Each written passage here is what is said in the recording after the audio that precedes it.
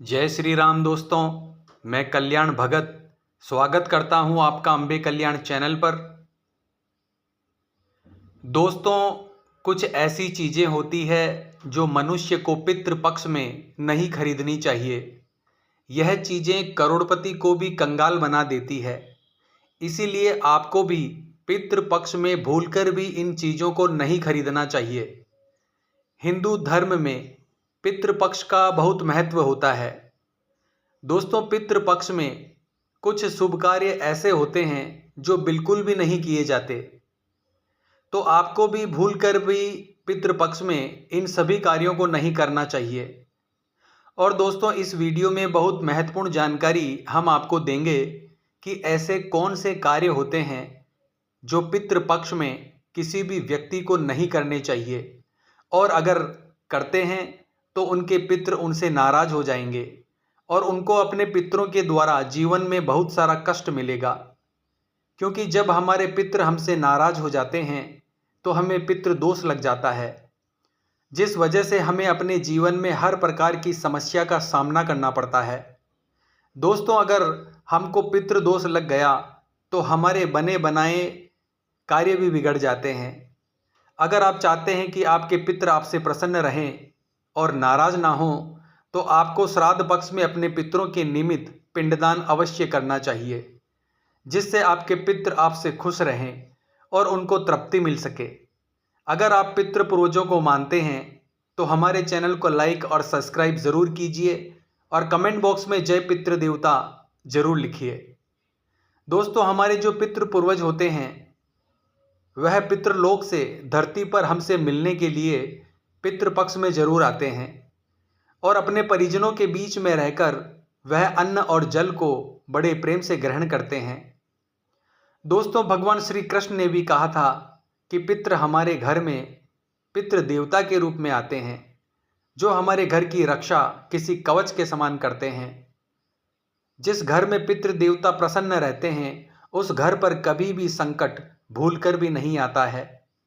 लेकिन अगर किसी घर में पितृ दोष लगा हुआ है या उनके पितृ देवता उनसे नाराज हैं, तो उस घर में हमेशा लड़ाई झगड़ा, कलह कलेश की परेशानी और घर में बीमारियां और बहुत सारी समस्याएं बनी रहती है। ऐसे घर में कभी भी कुछ भी मंगल नहीं होता है। और दोस्तों, पितृपक्ष में जो यह 16 दिन होते हैं ये अपने पितरों को खुश करने के लिए ही होते हैं। लेकिन आपको कैसे पता लगेगा कि आपके घर में पितृ दोष है या नहीं? दोस्तों, जो हमारे पितृ पूर्वज होते हैं उन्हें श्राद्ध पक्ष में पितृलोक से मृत्युलोक में भेजा जाता है और वह सबसे पहले हमारे घर पर ही आते हैं। दोस्तों, इन 16 दिनों में जो तिथियां होती है उन दिनों पर आप अपने पितृ पूर्वजों का श्राद्ध निकाल सकते हैं। जो उनकी मृत्यु की तिथि होती है उस पर आप उनका तर्पण और भोग प्रसाद निकाल सकते हैं।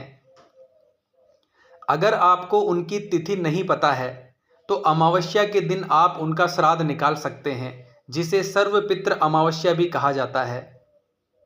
तो दोस्तों, सबसे पहले हम बताएंगे कि 16 दिनों में ऐसी कौन सी गलतियां होती है जो हमें नहीं करनी चाहिए और कौन से ऐसे उपाय हैं जिनको करने से आपके पितृ देवता आपसे खुश हो जाएंगे और आपके परिवार की उन्नति होती रहेगी और आपके ऊपर हमेशा पितरों का आशीर्वाद बना रहेगा।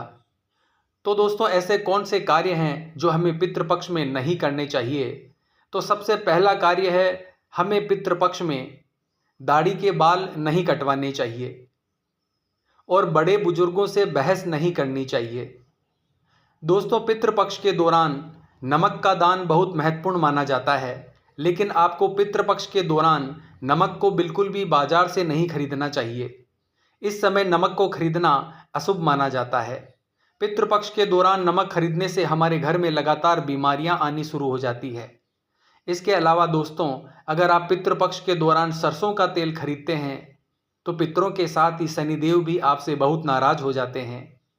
इसीलिए गलती से भी पितृपक्ष के दौरान आपको सरसों का तेल नहीं खरीदना है। दोस्तों, इसके अतिरिक्त घर की जो झाड़ू होती है उसे लक्ष्मी का स्वरूप माना जाता है और पितृपक्ष के दौरान व्यक्ति को झाड़ू नहीं खरीदनी चाहिए। अगर आप खरीदते हैं तो इससे आपकी आर्थिक स्थिति पर बुरा प्रभाव पड़ता है। इसीलिए पितृपक्ष के दौरान झाड़ू खरीदने की गलती आपको बिल्कुल भी नहीं करनी चाहिए। पितृपक्ष के दौरान नए वस्त्र बिल्कुल भी नहीं खरीदने चाहिए। यह कार्य बहुत ज़्यादा अशुभ होता है। जब हम अपने पितरों को याद करते हैं और साधारण जीवन जीते हैं तो गलती से भी उस दौरान नए वस्त्र आभूषण खरीदने से बचना चाहिए। दोस्तों, पितृपक्ष में सात्विक जीवन व्यतीत करने से पितृदेवता हमसे बहुत ज़्यादा प्रसन्न होते हैं। दोस्तों, पितृपक्ष में किसी भी प्रकार की भूमि, प्लॉट या वाहन आपको बिल्कुल भी नहीं खरीदना चाहिए। अगर खरीदते हैं तो इसके गंभीर परिणाम आपको भुगतने पड़ सकते हैं। अगर आप इस प्रकार के कार्य करते हैं पितृपक्ष में तो आपको फायदे की जगह नुकसान उठाना पड़ सकता है।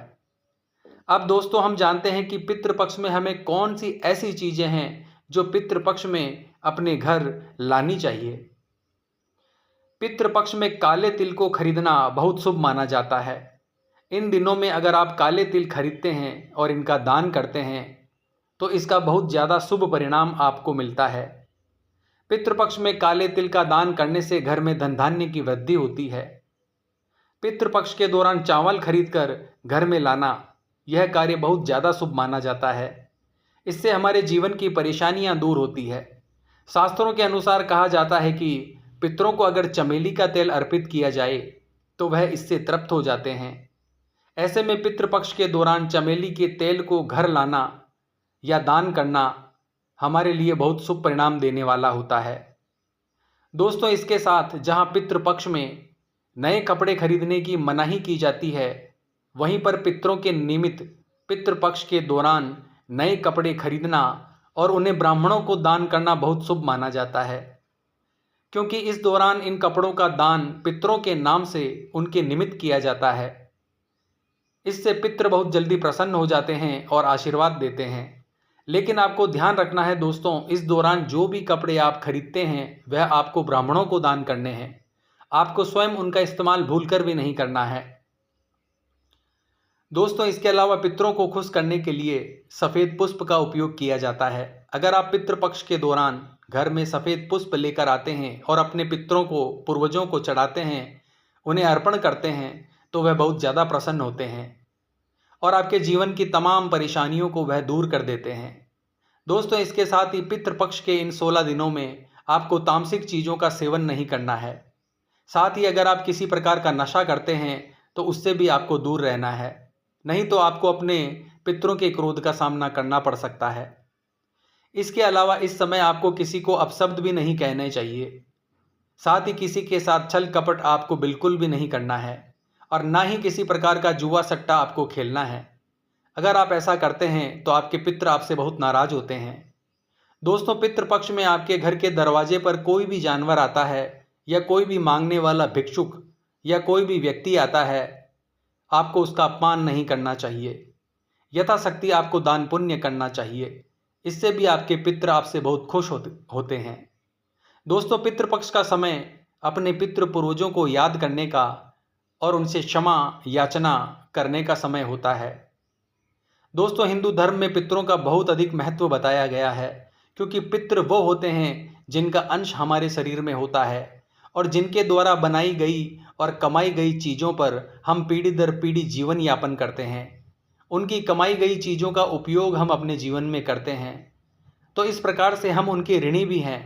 तो दोस्तों, पितृपक्ष में प्रत्येक व्यक्ति को अपने पितृ पूर्वजों की जो मृत्यु की तिथि होती है उस तिथि पर भोग प्रसाद और जल उन्हें अर्पण करना चाहिए, धूप ध्यान करना चाहिए, पितरों को जल अर्पण करना चाहिए ताकि वो खुश हो सकें और उनका आशीर्वाद हमें प्राप्त हो सके।